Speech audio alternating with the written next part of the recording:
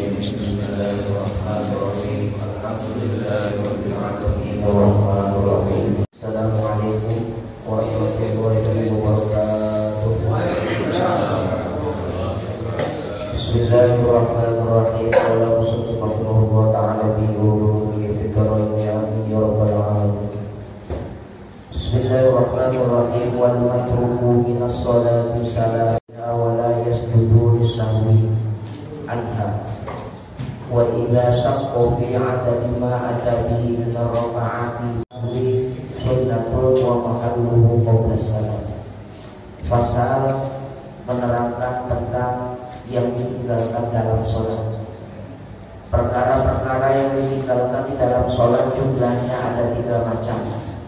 Yang pertama yang ditinggalkan fardu, yang kedua sunnah, yang ketiga bid'ah.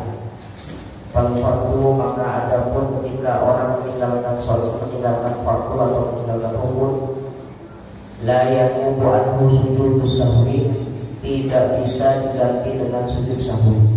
Bal idzakarahu wa zamanu qaribun atabihi wa bana alaihi wa sajada lisahwi. Bahkan jika masih ada sempat waktu dalam waktu sedikit atau waktu yang paling sedikit, maka mengganti sesuatu yang ditinggal. Wa bana alaihi wa sajada lisahwi, kemudian disunnahkan untuk melaksanakan sujud sahwi. Wasunnatu, dan sunnah yang ditinggalkan nomor 2 dari sunnah, la ya'udu ilaiha, tidak boleh kembali ba'da talabbusi fardi, setelah la ya'udu ilaiha, tidak boleh kembali ilaiha ba'da tarkiha, setelah meninggalkannya, wala yasjudu, dan tidak boleh dan tidak sujud bisyahwi karena lupa anha, karena meninggalkannya. Wa idza syakka fi adadi ma ata bihi min ar-raka'ati, apabila ragu-ragu dalam menentukan rakaat, bana 'alal yaqini, maka yang diambil adalah yang yakin. Yang yakin itu apa? Bahwa al-aqallu, yaitu rakaat yang paling sedikit. Wa sajada, lalu sujud disyahwi karena lupa. Wa sujud disahwi, sedangkan sujud sahwi itu sunnatun, adalah sunnah. Wa mahalluhu, dan tempatnya sujud sahwi itu qabla salam, sebelum salam. Udah banyak begitu aja, susah ya. Paham nggak ya Pak? Baru saya baca dan saya terjemahkan. Baik, pasal ini menjelaskan tentang bab yang kadang-kadang ditinggalkan oleh orang dalam sholat. Jadi kalau ada orang sholat, maka dalam sholat tersebut orang tersebut kadang-kadang meninggalkan atau tidak mengerjakan, entah karena lupa, entah karena sengaja atau tidak tahu dan lain sebagainya. Maka yang ditinggalkan di dalam sholat fardu itu, di dalam sholat itu ada 3. Yang pertama fardu, yaitu rukun. Yang 17 kemarin, ya Pak ya, 14, ada yang bilang 14, ada yang bilang 17. Tergantung siapa pendapatnya gitu ya. Jika 17 itu ditinggalkan atau 14 itu ditinggalkan, rukun itu ditinggalkan, maka konsekuensinya kata Rasul, kata para imam mu'allif ini, la yaqubu anhu sujudus sahwi, tidak bisa diganti dengan hanya sujud sahwi.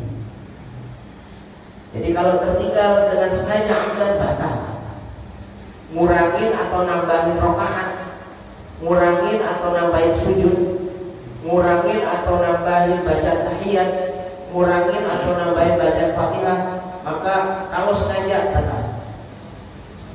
Kalau sengaja, masa sih orang udah dikasih rakaat 4 minta 5? Itu ada nggak? Ada. Kita kalau ngambil pasti yang paling sedikit kalau urusan ibadah. Kalau urusan ibadah ngambil yang paling sedikit. Bapak kalau saya tawarin tarawih enakan 20 atau 8? Itu jangan bohong. 8. Benar enggak? Tapi kalau urusan pahala kebanyakan yang 20 gitu deh. Tapi kalau urusan makan, Bapak enakan makan yang banyak atau sedikit? Itu urusan. Bagus tuh. Kayak gitu-gitu kalau diajarin. Makan itu paling dulu, kalau ada bungkusan harus bungkus. Itu namanya Jika fardu ditinggalkan, baik ditinggalkan itu ada kalanya sengaja, ada kalanya tidak sengaja. Ini ditinggalkannya sengaja ini. Misalnya kalau sengaja tentu batal. Tapi kalau tidak sengaja bagaimana?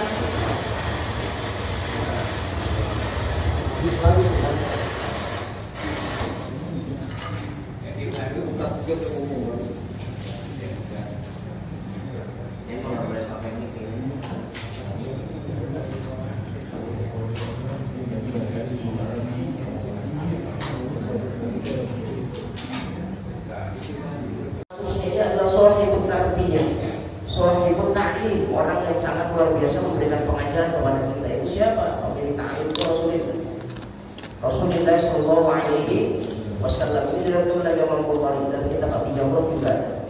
Di dalam hadis Bukhari itu nomornya 1169. An Abi Hurairah radhiyallahu anhu qala shalla bina an-nabi sallallahu alaihi wasallam adh-dhuhr aw al-'asr. Jadi kami sholat ini masih masih mengira-ngira. Kami bersama dengan Rasulullah SAW bareng sholat. Sholatnya zuhur awil asar atau sholat asar. Jadi ini orang masih mengingat apa zuhur apa asar gitu. Wajar lah kan gitu.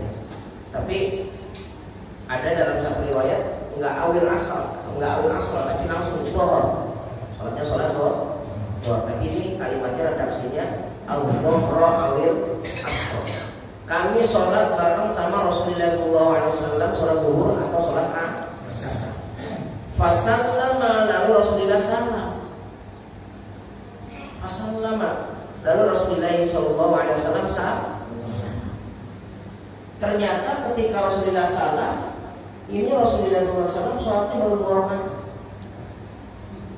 Salatnya baru 2 rakaat. Lalu ketiba Rasulullah SAW keluar dari mihrab tanpa zikir seperti biasanya, lalu mengarah ke pintu masjid hendak pulang. Tapi sebelum dia keluar dari pintu masjid, Rasulullah SAW itu posisinya begini kalau dalam di sebelah ini bisa ke pintu ya Pak. Ayo senderan pintu begini. Menghadap para sahabat yang menghadapnya ke arah kiblat. Kita kalau pintu di sana. Berarti menghadap ke sini gitu. Dia begini kalau diam aja. Diam saja Rasulullah SAW. Lalu sholatnya baru 2 rakaat. Para sahabat nggak ada yang beri tegur. Siapa yang udah nemu Rasulullah? Ya Pak. Kalau misalkan Pak RW bikin salah, jadi kadang-kadang nggak beri tegur. Betul kan? Apalagi Rasulullah tidak berani tegur sama para sahabat. Tiba-tiba ada orang yang berkata, ini anak muda, konon umurnya baru 20 tahunan. Konon umurnya baru 20 tahun, anak muda. Dikenal Dzul Yadain, orang yang tangannya panjang. Maksudnya tangannya panjang itu kalau orang Arab itu berani. Kalau di Indonesia orang tangan panjang tukang beda. Jadi julukan orang yang berani kalau di Arab itu namanya Dzul Yadain, orang yang panjang tangannya. Faqala lahu Dzul Yadain. Nanti Bapak boleh kasih masukan ke saya. Saya nyari namanya enggak tahu. Dzul Yadain itu siapa? Mungkin Pak Tapu tahu kan ya? Saya udah nyari beberapa kitab. Siapa ini orang namanya Dzul Yadain? Oh, saya belum ketemu. Yang jelas cuma dikasih julukan Dzul Yadain. Jadi kalau tahu informasikan kepada saya. Faqala lahu Dzul Yadain, orang ini langsung protes ke Dzul Yadain. Ngomongnya bagaimana? As-salatu ya Rasulullah angkosar. Ya Rasulullah, ini sholat model mahrum. Kok biasanya kita sholat zuhur itu 4 rakaat, ini cuma 2. Ini pintarnya Dzul Yadain nih. Maksudnya pintarnya Dzul Yadain itu bagaimana? Yang namanya hadis itu, perbuatannya Rasul itu, perbuatan ataupun diamnya Rasulullah SAW itu namanya hadis. Hadis itu berlaku hukum nasakh wal mansukh. Nasakh itu apa? Perkara yang dihapus. Mansukh itu perkara yang dihapus dengan hukum yang awal. dengan hukum yang datang yang baru. Contohnya bagaimana? Contohnya begini. Hati-hati ya. Kalau kita punya istri lagi nyusuin anak. Kalau kita punya istri lagi nyusuin anak. Tiba-tiba tetangga kita juga punya anak, kok air susunya kagak ada, kita susuin. Anak orang kita susuin. Maka anak orang yang disusuin sama istri kita itu kalau 3 kali susuan maka atau sampai kenyang, sampai atok, gitu. Itu maka akan menjadikan rodoah namanya. Rodoah itu menjadi anak kita. Maka si anak tadi yang disusui walaupun tetangga kita nggak boleh kawin sama anak kita. Sumber hidup. Namanya saudara sepersusuan atau saudara rodoah. Dulu ayat pertama tentang rodoah, tentang sepersusuan itu bahwasanya dalam Al-Quran harus 5 kali 4. Kok tiba-tiba Rasulullah melaksanakan 2, berarti sholat zuhur jadi 2. Jadi ini hukum banget atas Zuliyadin. Ada Zuliyadin itu begitu. Wah, ini pintar banget orang itu. As-salatu ya Rasulullah al-qasad. Faqala Nabi alaihi wasallam ya sahabi ahkuma yakun. Ukhrayaini summa sajadatain. Lalu Rasulullah sallallahu alaihi wasallam ketika ditanya begitu, ini bukan sholat model baru. Lalu kata beliau, kalau begitu ada lupa, bukan lupa kata Rasulullah. Tiba-tiba setelah itu Rasulullah SAW langsung maju ke dalam mihrabnya lagi, langsung sholat lagi. Allah akhir lagi, Allah seterusnya Allah. Ini menunjukkan jika kita lupa rakaat di zaman yang qarib dalam waktu yang dekat, maka tidak batal sholat. Walaupun sudah ada diskusi. Itu kan tadi ada diskusi Rasulullah sama Zuliyadin. Walaupun ada diskusi, asal diskusinya dalam koridor sholat. Itu kan tadi diskusinya kan rangkaian sholat. Diskusinya rangkaian sholat antara Zuliyadin dengan Rasulullah. Bahwasanya kata beliau, apakah Anda lupa ini sholat model baru? Gimana? Jadi ini kurang. Dari tidak membatalkan sholat. Berbeda kalau ada diskusi yang bukan di luar sholat. Contohnya apa? Misalkan ketika lagi kurang rakaatnya, kok ada kalimat-kalimat yang lain yang bukan ada kaitannya dengan sholat. Misalkan kayak gitu, udah cepetan ya Rasulullah, misalnya, udah cepetan ya Rasulullah, tambahin lagi 2 lagi, apa orang diulang lagi sholatnya kan gitu. Kenapa? Saya lapar nih, ada kalimat lapar, belum makan, maka dalam posisi itu batalat sholat, maka sholatnya batal. Tapi ini karena masih dalam rangkaian perkataannya masih dalam rangkaian sholat, maka masih berkata. Oleh karenanya, menurut Imam Al-Ghazali memberikan pengertian kepada imam yang lupa dengan omongan kita boleh. Sholatnya kurang. Sholatnya lebih boleh. Kalau nggak bisa diomongin pakai subhanallah, kita kan biasanya subhanallah gitu ya. Orang harusnya 4 rakaat sudah 4 rakaat, kalau dia bangun jadi 5 rakaat, maka si makmum dalam kondisi harus tunggu. Jadi ketika yang berdiri Allahu Akbar, si makmum duduk saja, tungguin sampai imam kembali pada duduk. Ketika duduk kan berarti tahiyat akhir tuh ya. Ketika dia tahiyat akhir baru salamnya baru ternyata si imam sadar, rakaat kelima nih, 45 berarti saya keliru salah. Maka si imam disunahkan selesai sebelum saat. Ketika sujud sahwi, assalamualaikum, soalnya sama nggak sah. Maka opsi yang nomor 2, tidak usah mufarraqah, tapi tunggu saja di bawah. Ini bagi makmum yang ngerti. Kalau makmum yang nggak ngerti, maka ikut aja sama imam. Iya. Mohon maaf Pak, kalau makmum yang nggak ngerti, dia ikut sama imam, nggak apa-apa, nggak ngerti. Tapi kalau bapak udah ngerti ini sekarang, ternyata ada opsi nomor 2, kok ada imam nambahin rakaat dengan kondisi lupa 5 rakaat misalkan. Kalau imam bangun, bapak ikut bangun, maka karena bapak ngerti, berarti bapak nambahin rakaat, batal sholatnya. Makmum itu batal sholatnya. Jadi ini makmum harus makanya jadi makmum jangan bohong. Jangan bohong. Kan kalau sekarang udah begini, ngerti nggak kalau nambahin rakaat itu batal sholat? Batal.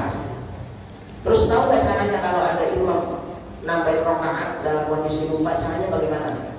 Nunggu. Ternyata bapak imamnya, kita saya misalnya, kita saya coba. Sengaja banget kayaknya dia. Sholat 5 rakaat misalkan. Kok Pak Dulo ikut? Padahal udah ngerti. Bahasa apa Pak Dulo? Kenapa? Karena dia ngerti, Pak Dulo ngerti bahwasanya saya nambahin rakaat. Karena yang kalau kita tinggalkan, la ya'udu ilaiha ba'da talabusi bil fardhi. Jadi abad ini ditinggalkan juga. Contohnya Pak Kunut itu bisa ditinggalkan. Gitu ya. Duduk di antara duduk tahiyat awal itu juga sunnah abad namanya. Jadi sunnah abad itu apa? Jika ditinggalkan maka dia disunnahkan untuk mengganti sujud sahwi sebelum salat. Baca kunut. Atau dia baca kunut tapi tarku ba'dil ba'd. Enggak baca doa kunut, dia baca doa kunut tapi ada yang ditinggalkan. Misalkan Allahumma hdina fi man hadait. Sebelumnya kan setelah Allahumma hdina wa afina. Wa afina enggak dibaca. Harusnya wa afina fi man afait, dia langsung wa tawallana fi man tawallait. Dia hilang itu wa afinanya. Maka kalau dia paham, dia ngerti kok saya tinggalin lupa misalkan. Maka dia namanya tarku ba'dil ba'd, sunnah sujud sahwi. Walaupun udah baca doa kunut karena meninggalkan satu kalimat, satu bagian, maka juga termasuk dia disunnahkan untuk sujud sahwi. Gitu ya Pak ya. Duduk di antara, bukan duduk di antara, duduk saat tahiyat awal itu juga sunnah. Harusnya dia waktu itu dia duduk.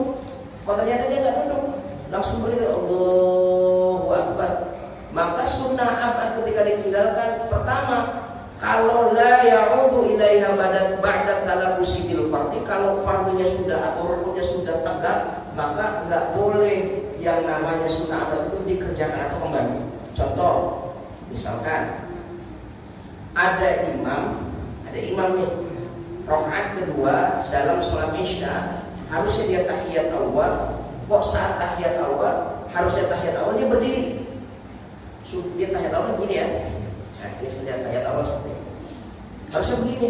Ternyata ketika dia duduk ketika dia sujud dari sujud yang kedua dia naik Allah, harusnya duduk tapi langsung berdiri. Allah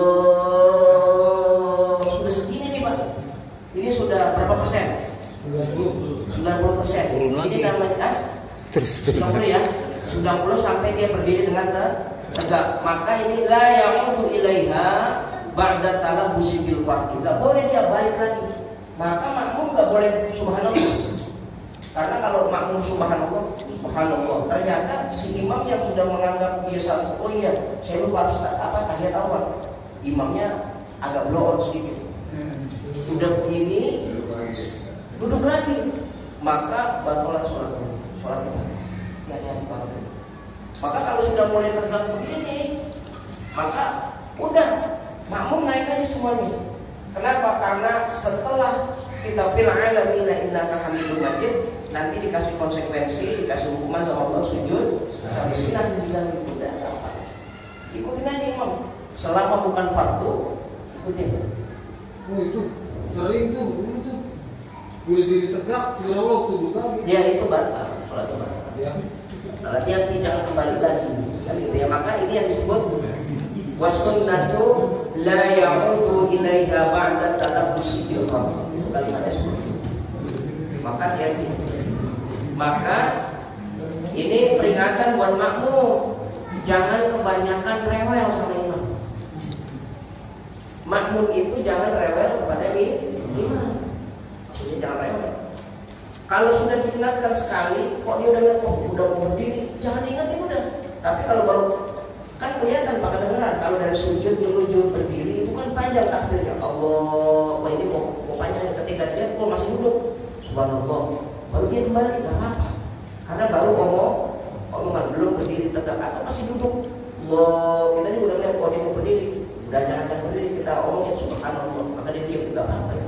Tapi kalau udah berdiri tegak atau mungkin 90% lah, 70 sampai 80 sampai 90%, apalagi sudah tegak 100%, maka batal sholat. Sampai kayak gitu. Kadang-kadang kita kan kagak tahu. Si makmum udah jangan udah mentang-mentang berdiri, subhanallah, kalau mau turun kaki sholatnya nggak pakai kaki ya, bukan berarti itu sunnah. Maka kesunahan itu masih diperkenankan untuk ditinggalkan sunat itu nanti kalau sempat bayar pakai sujud sahwi. Kalau nggak pakai sujud sahwi nggak apa-apa. Nggak apa-apa, orang namanya sunnah. Mau sengaja, kalau hayat, kalau sunnah hayat, sunnah abad maksudnya. Kalau sunnah abad, kalau sunnah abad itu mau sengaja atau tidak sengaja ketika kita tinggalkan, maka hukumnya adalah nggak apa-apa, sunnah karena sunnah aja. Jadi makanya kalau sholat zuhur, qobliyah dan ba'diyah itu 4 rakaat. Paham ya Pak ya? Qobliyahnya zuhur itu 4 rakaat. Bagus berapa? Buru-buru qobliyah, zuhurnya setengah 3. Jam 3 kurang 5 menit, katanya. Aneh. Kata aku, jangan nanya qobliyah bosan. Kenapa? Saya zuhurnya jam 3 kurang 5 menit. Nah iya jam 3 pas itu kan. Loh, asal kan jadi qobliyahnya itu 4 rakaat, ba'diyahnya itu 4 rakaat. Cuma harus berbeda antara sunnah dengan wajib. Maka sholat sunnah qobliyah zuhur 4 rakaat harusnya boleh dibawa 2 rakaat salam, 2 rakaat salam. Itu bagus. Kalau mau 1 rakaat langsung dalam 1 salam, 4 rakaat dalam 1 salam, maka karena harus berbeda dengan sholat zuhur atau dengan sholat asar, maka qobliyahnya itu nggak usah pakai tahiyat, sengaja ditinggalkan agar tidak sama dengan tahiyat. Kenapa? Wasunnatu la ya'udu ilaiha ba'da talabbusi fil fard. Sampai sini paham ini? Paham ya? Gampang ini. Gampang. Paham ya? Gampang. Maksudnya bingung kan yang ditinggalkan.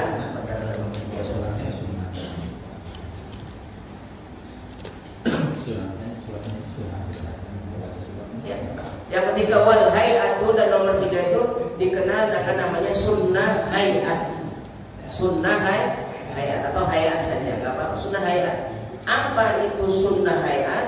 Sunnah hay'at itu adalah kesunnahan yang apabila kita tinggalkan maka tidak disunnahkan sebelum salam melaksanakan sujud sahwi. Itu bedanya dengan amalan. Loh, banyak sekali hayat itu. Contohnya apa? Contoh, misalkan tidak baca doa Allahu Akbar kabira. Kan biasanya kita baca Allahu Akbar kabira, doa apa itu namanya? Iftitah. Ketika habis sholli wa sallim salah salawatin mustaqim dan Allahu Akbar. Misalkan kalau yang rajin mah Allahu Akbar kabira. Kalau bagus enggak? Diulang nih kan gitu. Allahu Akbar kabira, itu baca Allahu Akbar kabira ya. Allahu Akbar kabira. Ada yang baca Allahumma ba'id. Allahumma ba'id baini baina khotoyaya kama Allahumma ba'id baini baina khotoyaya kama ba'idta baina masyriqi wal maghrib wa naqihi minas sawbi abiyati minat. Dan banyak. Jadi doa yang kita itu ada 8. Doa yang kita itu ada udah kemarin ya. Doa yang kita itu jumlahnya ada 8. Jadi ada yang Allahu Akbar kabira. Enggak usah repot-repot kali itu ya. Banyak. Ada yang ini wajah itu saja kali itu ya, pakai ini wajah itu saja kalau Allah Akbar. Bismillahirrahmanirrahim. Dia ingat tuh habis baca bismillah nih. Belum baca Allahu Akbar kabira. Kembali enggak boleh. Karena Fatihah Fatihah itu wajib, sedangkan doa kita itu sunnah, bahkan sunnahnya hanya hayat. Maka kata musannif, kata pengarang ini, la ya'udu ilaiha ba'da tarkiha, kagak boleh kembali setelah kita meninggalkan sunnah hayat. Jadi kalau udah tinggal aja, udah gak ada gantinya. Maka kalau orang dulu Pak, yang namanya sunnah hayat itu dipakai semua. Kenapa? Karena keuntungan. Saya mohon maaf ya, bonus, insentif. Bapak PNS, Pak Jadi karena PNS masih dinasnya dulu ya, masih dinas Pak Jadi ngomong begini, ngomongin sama bosnya, Pak Ji, ini kan biasanya kalau Pak Ji pulang jam 4, iya memang kenapa komandan? Ini saya minta lembur ya sampai jam 7 malam. Jadi dari 4, 5, 6, 7 cuma 2 hari aja, Sabtu dan Jumat, Jumat dan Sabtu. Tapi biasanya kan Pak Didi kalau 1 bulan terima 5 juta nih biasanya. Kalau karena ada lemburannya, nanti wajib saya bayar jadi 9 juta. Kira-kira tadi dia mau nggak? Udah mau. Apalagi ngomong sama bini, Bu, biasa kan gaji kita 5 juta. Biasa 5 juta nih, ibu ngomong nih, Bu, gaji saya 5 juta. Tapi karena diminta sama Pak atasan, Sabtu, Jumat, Sabtu suruh lembur. Dan jam 4, 5, 6, 7. Tapi nanti akhir bulan dibayar jadi 9 juta. Kira-kira boleh apa enggak, Bu? Istri ngomongnya, udah sono ngapain ngejodok aja di sini. Istri pasti begitu. Mendingan juga nyari duit, bener nggak? Bukan bohongan ini. Kalau urusan duit, Pak, istri kan paling lebih. Ngapain ngejodok aja di sini, Bu? Bosan kan? Kok belum melaksanakan? Coba itu kan, dia balik lagi. Sebelum al-fatihahnya baru dia baca lagi alhamdulillahirabbil alamin setelah baca batal. Kenapa? Karena yaud ba'da tahqiqah, kembali setelah meninggalkan hayat. Nah, kalau udah ketinggalan aja. Kalau udah tinggalin aja, enggak usah balik lah. Tapi wala yasjudu lisyahwi anha, dan tidak perlu sujud karena hayat. Gitu ya. Jadi ini 3 perkara yang ditinggalkan dalam sholat. 1 wajib atau rukun, yang kedua af'al, yang ketiga hayat. Konsekuensinya berbeda-beda. Kalau rukun ditinggalkan dalam kondisi sengaja batal, atau menambahkan rukun dengan sengaja batal. Tapi kalau tidak, ya tidak batal, seperti yang disabdakan Rasulullah SAW. Tapi disunnahkan sujud setelah sebelum salam. Lalu kalau sunnah af'al, misalkan kunut, kita sholat subuh kok tiba-tiba nggak kunut, lupa, kan gitu ya, maka disunnahkan sujud sahwi, nggak boleh kembali lagi kan gitu kepada yang wajib.